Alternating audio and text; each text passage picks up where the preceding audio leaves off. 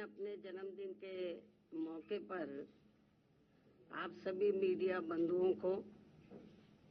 वे आपके माध्यम से पूरे देशवासियों को तथा बीएसपी के सभी छोटे बड़े पदाधिकारियों, कार्यकर्ताओं एवं अपने शुभचिंतकों को भी नववर्ष सन 2024 की हार्दिक बधाई एवं शुभकामनाएं देती हूँ। साथ ही कुदरत से ये भी कामना करती हूँ कि ये नववर्ष सभी की जिंदगी में अपार तरक्की व खुशहाली लाए तथा आए दिन नई नई आ रही बीमारियों के प्रकोप से भी जरूर बचाए। वैसे मेरे जन्मदिन को लेकर आप लोग ये अवगत हैं कि नव वर्ष के पहले महीने में ही अर्थात आज के ही दिन दिनांक 15 जनवरी को पूरे देश भर में बीएसपी पार्टी व मूवमेंट से किसी न किसी रूप में जुड़े लोग मेरा जन्मदिन विशेषकर जन कल्याणकारी दिवस के रूप में ही मनाते हैं और वे इस वर्ष आज भी उसी मिशनरी भावना व सोच के तहत ही मेरा जन्मदिन मना रहे हैं। पूरे देश भर में मेरा जन्मदिन मना रहे हैं। उसके लिए मैं उन सभी लोगों का व अपने शुभचिंतकों का भी हार्दिक दिल से आभार प्रकट करती हूँ। हालांकि इस मामले में मैं ये भी कहना चाहूंगी कि हमने यूपी में अपनी पार्टी के नेतृत्व में 4 बार रही सरकार के दौरान यहाँ सर्वजन हिताय व सर्वजन सुखाय के लिए और उसमें भी खासकर दलितों, आदिवासियों, अति पिछड़े वर्गों, मुस्लिम व अन्य धार्मिक अल्पसंख्यकों के साथ साथ गरीबों, मजदूरों, बेरोजगारों, छात्रों, युवाओं, महिलाओं, व्यापारियों, कर्मचारियों, किसानों व अन्य मेहनतकश लोगों के हित एवं कल्याण के लिए भी अनेकों अति महत्वपूर्ण जन कल्याणकारी योजनाएं शुरू की हैं, जिनके अब देश में दूसरी पार्टियों की सरकारें नकल करके व नाम एवं थोड़ा स्वरूप आदि बदलकर भुनाने में लगी हैं, किंतु उनकी जातिवादी, पूंजीवादी, संकीर्ण व सांप्रदायिक सोच होने की वजह से उनका इन्हें सही से पूरा लाभ नहीं मिल पा रहा है और अब तो इनको केंद्र व राज्यों की सरकारों द्वारा गरीबी, बेरोजगारी व महंगाई आदि से मुक्ति दिलाने की बजाय तथा रोटी रोजी व रोजगार के भी साधन उपलब्ध कराने की गारंटी देने की बजाय इन्हें फ्री में थोड़ा सा राशन आदि देकर अपना गुलाम व लाचार एवं मोहताज और बनाया हुआ है। जबकि हमने यहाँ यूपी में अपनी पार्टी के नेतृत्व में 4 बार रही सरकार के दौरान इन लोगों को वर्तमान सरकारों की तरह अपना गुलाम व लाचार एवं मोहताज न बनाकर बल्कि इन्हें बड़ी तादाद में सरकारी एवं गैर सरकारी क्षेत्रों में रोटी रोजी एवं रोजगार आदि के साधन उपलब्ध करा के व इनकी गारंटी देकर काफी हद तक इनको अपने पैरों पर खड़ा भी किया है। साथ ही इन्हें मान सम्मान व स्वाभिमान की जिंदगी बसर करने का भी काफी मौका दिया है, जो वर्तमान में हमें कहीं पर भी होता हुआ नजर नहीं आ रहा है। और अब पिछले कुछ वर्षों से केंद्र व राज्यों की भी सरकारों द्वारा अपने इन सब कमियों पर पर्दा डालने के लिए जिस प्रकार से धर्म व संस्कृति की आड़ में राजनीति की जा रही है, तो उससे अपने देश का संविधान एवं लोकतंत्र मजबूत नहीं बल्कि कमजोरी होगा। ऐसी स्थिति में आज मैं अपने जन्मदिन के खास मौके पर व मीडिया के जरिए इन सभी दुखी एवं पीड़ित लोगों से व विशेषकर बहुजन समाज के सभी वर्गों से अर्थात दलितों, आदिवासियों, अति पिछड़े वर्गों, मुस्लिम व अन्य धार्मिक अल्पसंख्यक समाज के लोगों से ये कहना चाहूंगी कि वे अपनी रोटी रोजी व रोजगार आदि के लिए तथा मान सम्मान एवं स्वाभिमान की जिंदगी बसर करने व अपनी वर्तमान एवं आगे आने वाली पीढ़ी की बेहतरी के लिए भी अपने संतों, गुरुओं व महापुरुषों में भी खासकर महात्मा ज्योतिबा फूले, श्री छत्रपति शाहू जी महाराज, श्री नारायण गुरु, परम पूज्य बाबा साहब डॉक्टर भीमराव अंबेडकर एवं मान्यवर श्री कांशीराम जी आदि के बताए हुए रास्तों पर चलकर अपनी एकमात्र हितैषी पार्टी बीएसपी को हर मामले में जरूर मजबूत बनाना है तथा जिनके हित व कल्याण के लिए मैंने अपनी पूरी जिंदगी भी समर्पित की है। साथ ही केंद्र व राज्यों की भी सत्ता खुद अपने हाथों में लेकर बाबा साहब डॉक्टर भीमराव अंबेडकर द्वारा निर्मित संविधान में दिए गए संवैधानिक कानूनी अधिकारों का भी सही से पूरा लाभ लें, तभी फिर वास्तव में इन वर्गों के लोग अपनी खुशहाल जिंदगी व्यतीत कर सकते हैं। और ये सब हमने उत्तर प्रदेश में अपनी सरकार के समय में काफी कुछ करके भी दिखाया है, जबकि कांग्रेस, बीजेपी व इनकी सभी सहयोगी पार्टियां भी जिनकी सोच, सिद्धांत एवं कार्यशैली पूर्ण रूप से जातिवादी, पूंजीवादी, संकीर्ण, सांप्रदायिक व सामंतवादी भी है, ऐसी ये पार्टियां सत्ता में बने रहकर इनको कभी भी अपने पैरों पर खड़े होते हुए देखना नहीं चाहती हैं। ऐसे में फिर इन सभी विरोधी पार्टियों की सरकारों के चलते इनका सही से पूरा विकास व उत्थान आदि नहीं हो सकता है। इतना ही नहीं बल्कि देश में SC, ST व OBC वर्गों के लोगों को सरकारी नौकरियों एवं अन्य और क्षेत्रों में भी आरक्षण दिए जाने की संविधान में जो व्यवस्था की गई है, तो उनका भी अब इन विरोधी पार्टियों की रही सरकारों में इन्हें पूरा लाभ नहीं मिल पा रहा है तथा अन्य और मामलों में भी इनकी लगभग यही खराब व दयनीय स्थिति बनी हुई है। इसलिए इन सब बातों को ध्यान में रखकर देश में गरीबों, मजदूरों, बेरोजगारों तथा बहुजन समाज के सभी वर्गों के लोगों को बीएसपी से जुड़ना तथा इन्हें फिर सत्ता तक पहुंचना बहुत जरूरी है। किंतु इन्हें यहाँ ये बात भी जरूर ध्यान में रखकर चलना होगा कि ये लोग अपने इस मकसद में कामयाब ना हो सके तो उसके लिए यहाँ सभी विरोधी पार्टियां अंदर अंदर एक होकर व किस्म किस्म के साम, दाम, दंड भेद आदि अनेकों हथकंडे इस्तेमाल करके इन्हें हमेशा सत्ता से दूर बनाए रखना चाहती हैं, जिनसे इन्हें हर स्तर पर सावधान रहना होगा तथा गुमराह भी नहीं होना है। और इस मामले में ताजा उदाहरण ये है कि अभी हाल ही में विपक्ष के इंडिया गठबंधन को ये आम चुनाव यहाँ गरीबों एवं उपेक्षित वर्गों में से विशेषकर दलितों, आदिवासियों, अति पिछड़े वर्गों, मुस्लिम व अन्य धार्मिक अल्पसंख्यक समाज के लोगों के बलबूते पर ही पूरी तैयारी व दमदारी के साथ अकेले ही लड़ेगी। और इन्हीं के बलबूते पर ही हमने सन 2007 में यहाँ आबादी के हिसाब से देश के सबसे बड़े प्रदेश उत्तर प्रदेश में अकेले ही चुनाव लड़कर फिर अपनी पार्टी की पूर्ण बहुमत की सरकार भी बनाई थी। इसलिए अपने इस अनुभव को भी खास ध्यान में रखकर हमारी पार्टी लोकसभा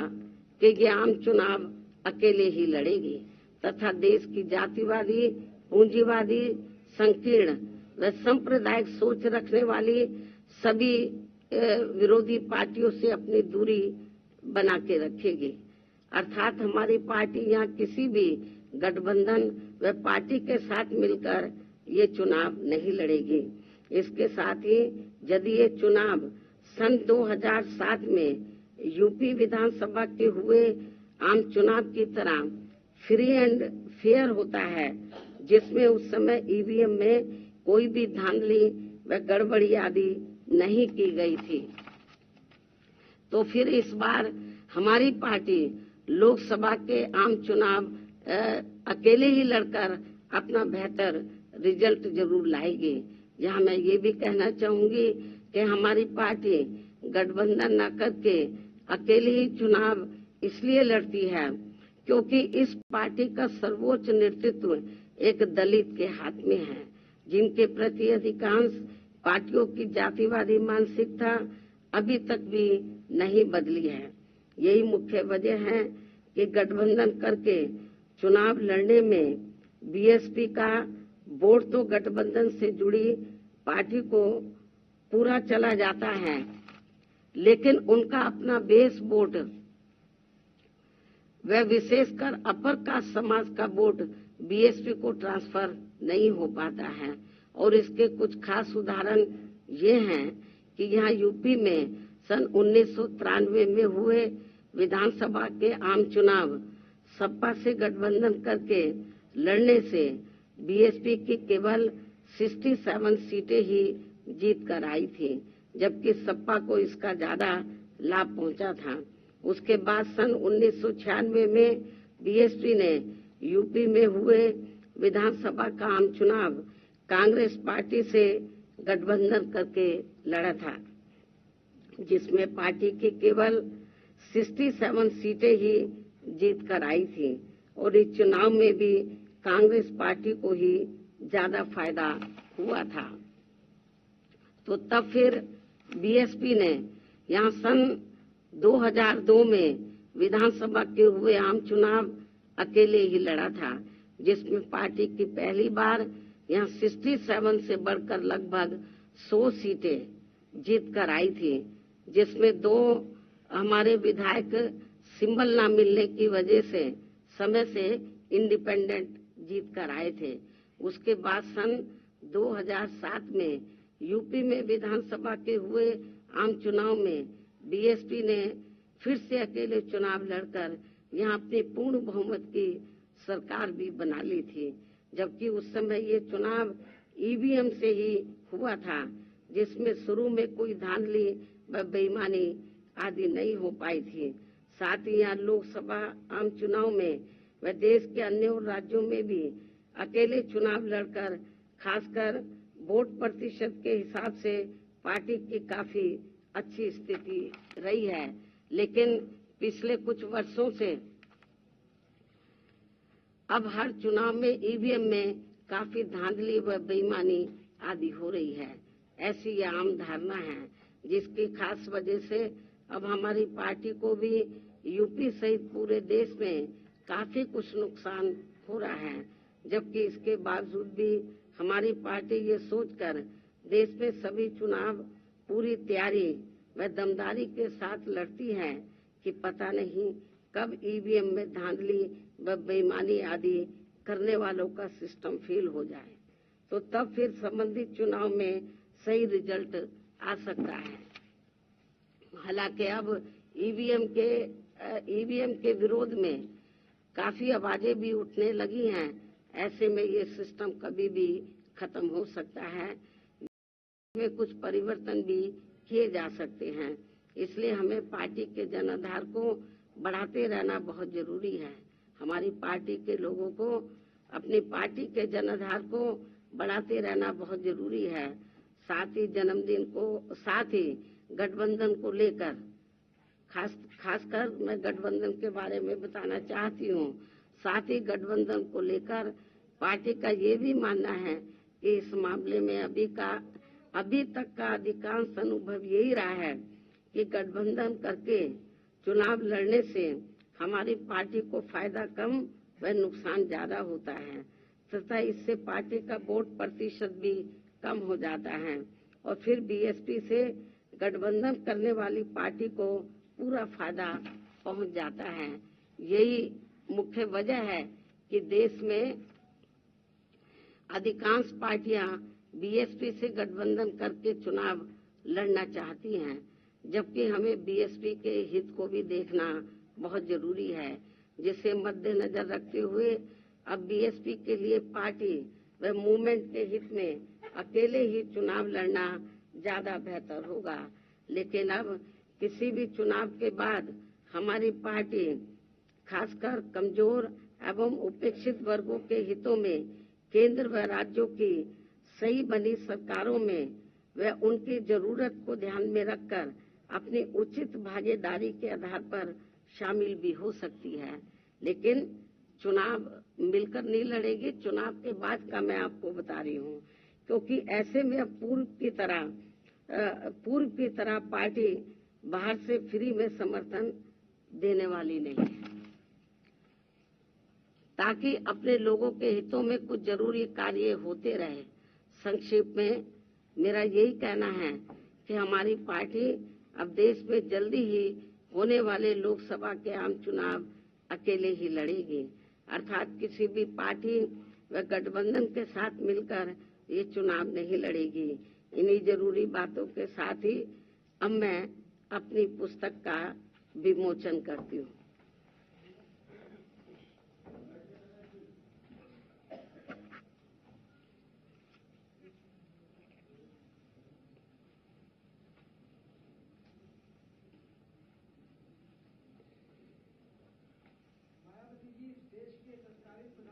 पहले ये काम तो हो जाने दो।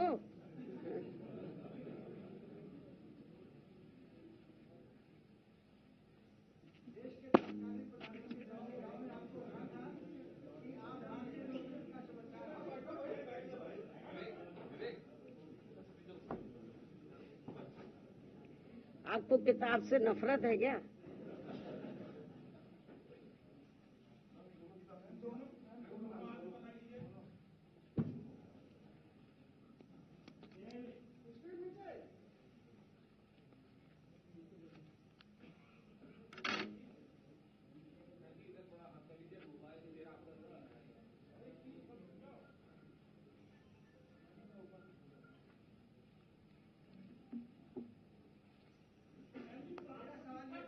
अरे मेरी बात तो खत्म कर लें दो पहले।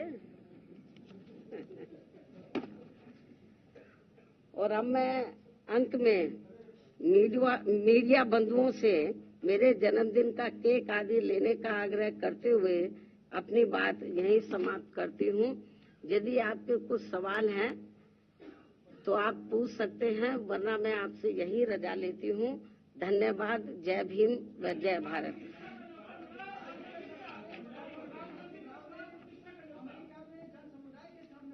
आप हाँ भाई,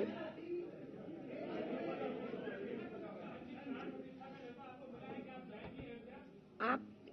एक ही सवाल पूछ लो पहले। आप दोनों तय कर लो कि पहले मैं आपका जवाब दूं या आपका दूं।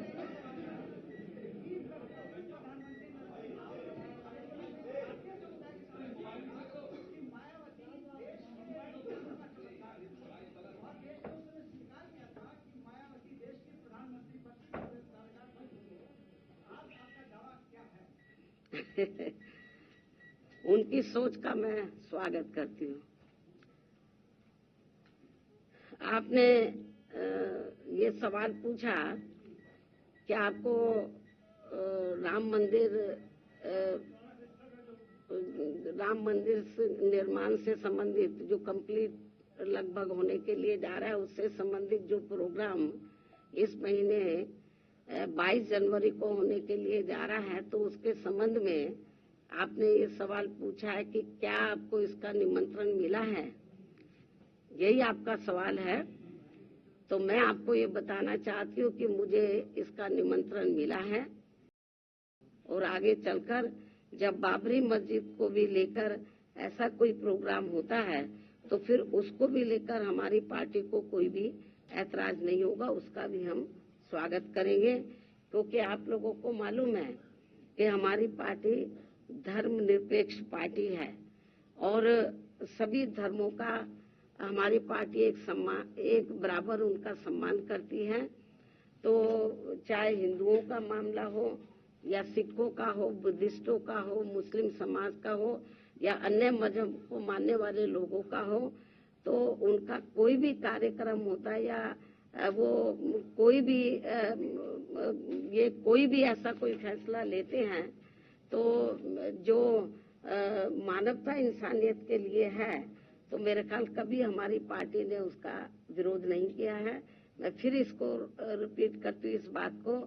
कि बीएसपी ही देश में अकेली एक ऐसी पार्टी है जो धर्मनिरपेक्ष पार्टी है और सभी धर्मों का एक सम्मान, एक बराबर हम सम्मान भी करते हैं। मुझे जो इनविटेशन मिला है तो इसके लिए हम उनका स्वागत करते हैं और मैं यदि ज्यादा व्यस्त नहीं रही क्योंकि और भी पार्टी के काम है तो मैं जरूर, अभी मैंने कोई इस मामले में अभी कोई डिसीजन नहीं लिया है, अभी तो कई दिन पड़े हुए हैं, तो जो भी डिसीजन लिया जाएगा तो वो आपके सामने होगा।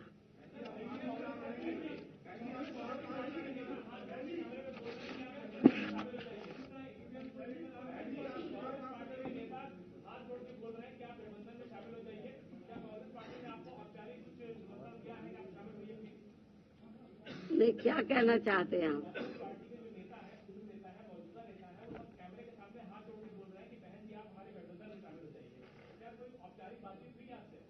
मेरे ख्याल आपको ज्यादा मालूम होगा। अभी इलेक्शन अनाउंस नहीं हुआ है।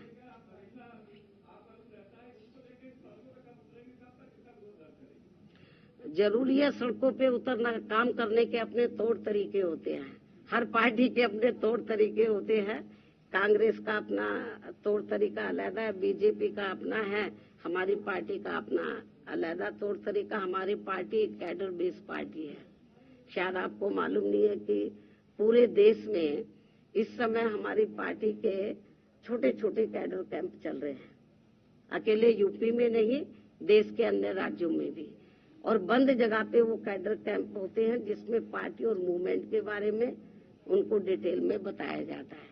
तो जरूरी नहीं है हम हाउ हल्ला करें जैसे दूसरी अपनी पार्टी के अपने अपने तौर तरीके हैं, हमें दूसरी पार्टियों की नकल नहीं करनी है। हमारा जो अपना एक सिस्टम है काम करने का, उसके हिसाब से हम लोग चलते हैं।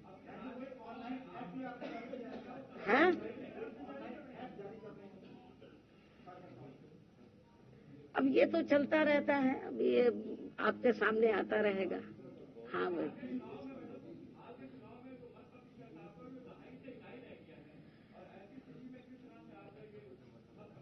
राजनीति में उतार चढ़ाव आते रहते हैं।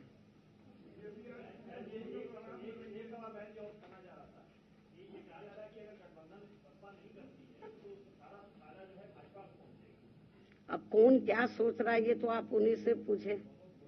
लेकिन मुझे तो ऐसा लगता है कि ये लोग जितना कांग्रेस बीजेपी वाले ये लोग चुनाव लड़ेंगे मजबूती से, तो आपको मालूम है कि इनका अपर कास्ट का वोट हमको मिलने वाला तो है नहीं, इनका बढ़ जाएगा, बीएसपी को फायदा भी हो सकता है।